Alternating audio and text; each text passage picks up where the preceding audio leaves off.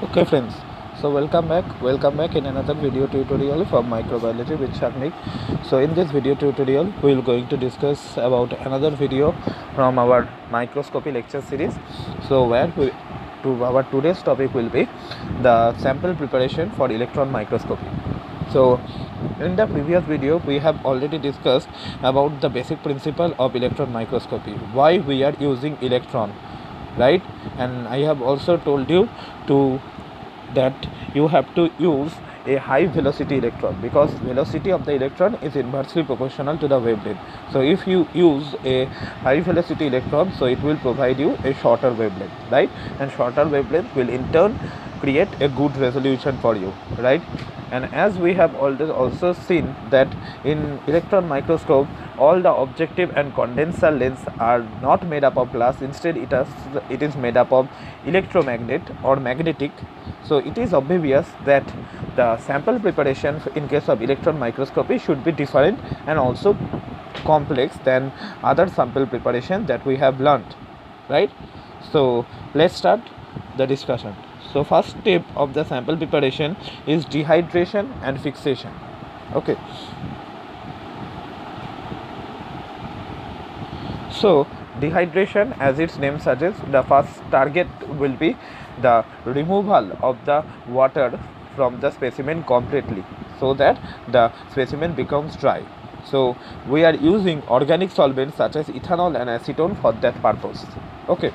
After that we have to apply fixation, right? Fixation means we are willing to fix them, right? So here we are using glutaraldehyde, which is used to create cross-linking of protein, and we are also using osmium tetroxide, which will preserve the lipids mainly. Okay, so first step, I hope it is very clear to you, that is dehydration and fixation.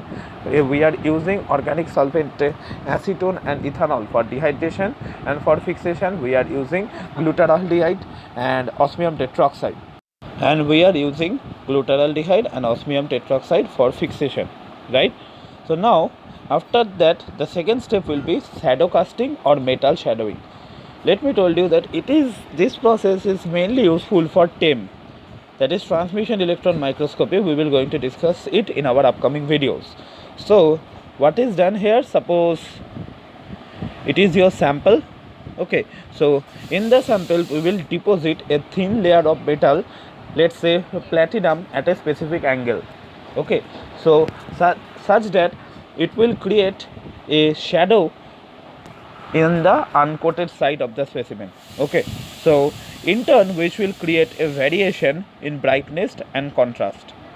So what we are doing in shadow casting, so we are simply applying a thin layer of metals at a specific angle of the sample, right? We are depositing thin layer of the metals such as platinum at specific angle of the organism, so that they may produce shadow on the uncoated side. Okay, so this formation of shadow on the uncoated side will create a variation in the brightness and contrast.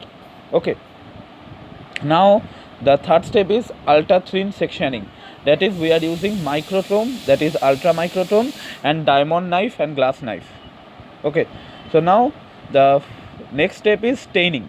So it is obvious that we cannot use the normal chemical staining or fluorescent staining that we have discussed earlier.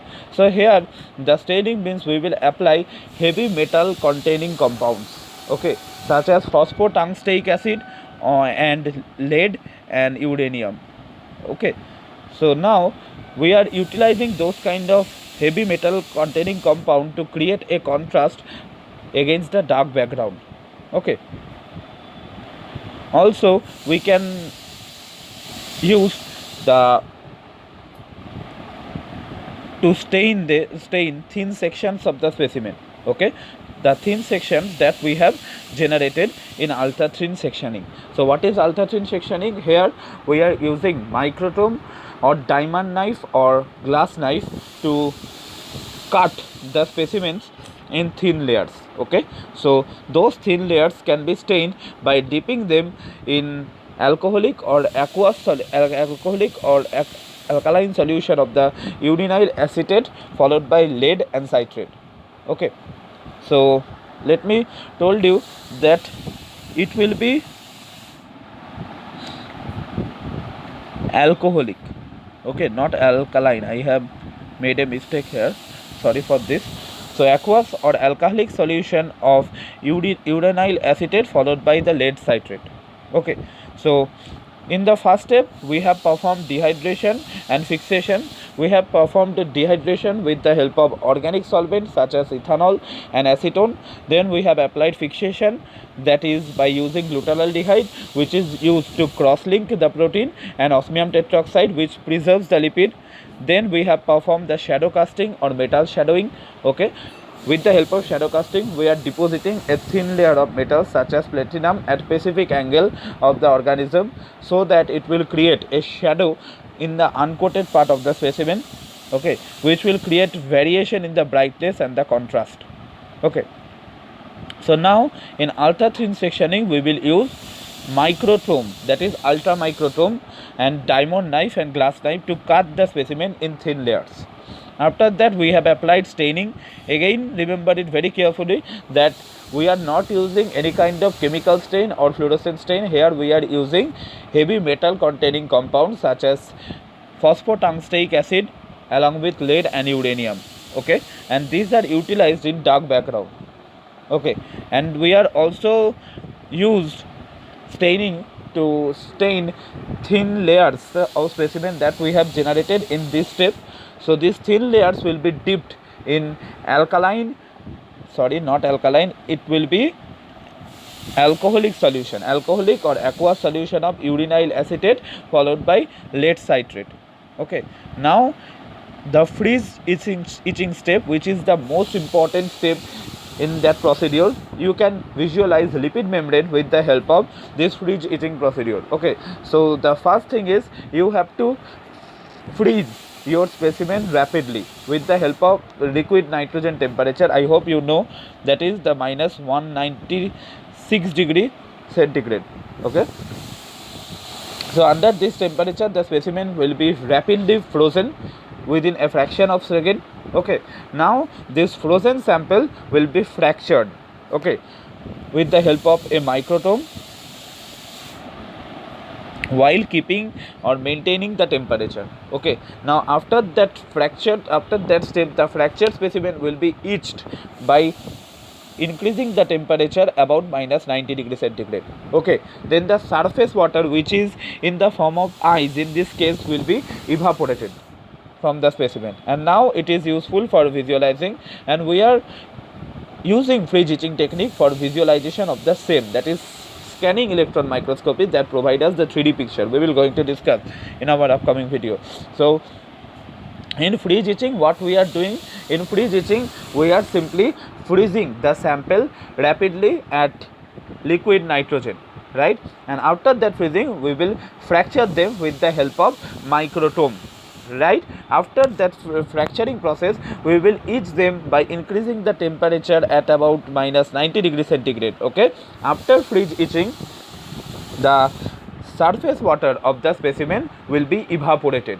Okay, so now after evaporation it is ready for visualization. Okay, although for TEM the sample is prepared by exposing to vapors of heavy metals at an angle of 45 degree centigrade. Okay, 45 degree, at an angle of 45 degree, which will create a shadow effect that we have discussed in this part, that is shadow casting and metal shadowing.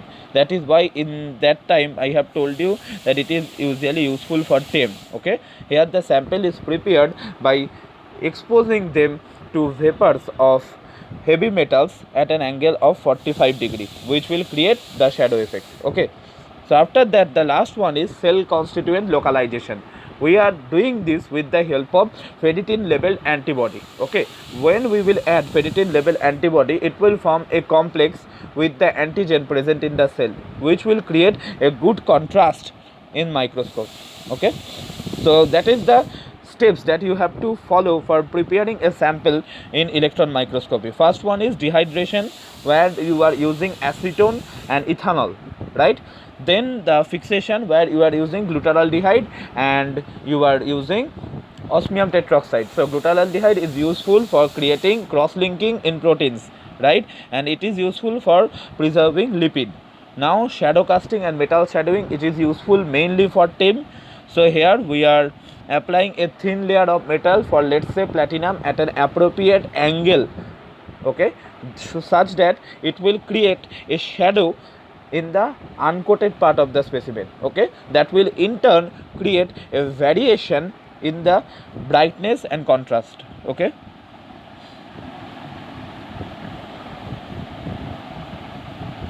Then we will section our samples, okay, with the help of microtome and diamond knife, or if diamond knife is not available, then you can also use glass knife.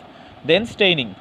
For staining, here we are using heavy metal containing compounds for, let's say, phosphotungstic acid, lead and uranium, okay. And for in case of thin specimens that we have generated in the above step, we will simply dip those specimens in aqueous or alcoholic solution. Again I am mentioning it will be alcoholic solution of urinyl acetate followed by lead acetate, okay, lead citrate. Now the freeze etching technique. In freeze etching technique we are freezing the sample, okay, rapidly. After freezing we will fracture them, right, with the help of a microscope while keeping the temperature of the liquid nitrogen, okay. After fracturing we will etch them by increasing the temperature up to minus 90 degrees centigrade, okay. So after etching procedure, the surface water of the specimen will be evaporated, okay. After that evaporation, the specimen can be easily viewed under same. Very carefully you have to remember it, that same, for same we were using freeze etching, and for TEM the samples are prepared by exposing it to vapors of heavy metals, okay, at an angle of 45 degree, okay. That will create the shadow effect, which will in turn responsible for creating variation in brightness and contrast, okay. And in cell constituent and localization we are using ferritin labeled antibody, right. This ferritin labeled antibody will create a complex with the antigen, and now it will create the contrast, which is this, contrast in microscope, so that we can visualize. So that is the some steps. First one, dehydration, then fixation, then shadow casting and metal shadowing, then our ultra microtome sectioning, then our staining, and then after staining we have seen about the freeze etching and then cell constituent localization, okay. So these 3, 4, 5, 6, these 6 steps you have to follow one by one for preparing a sample in electron microscopy. So in next video we will again going to discuss about the scanning electron microscopy. So till then friends, bye bye.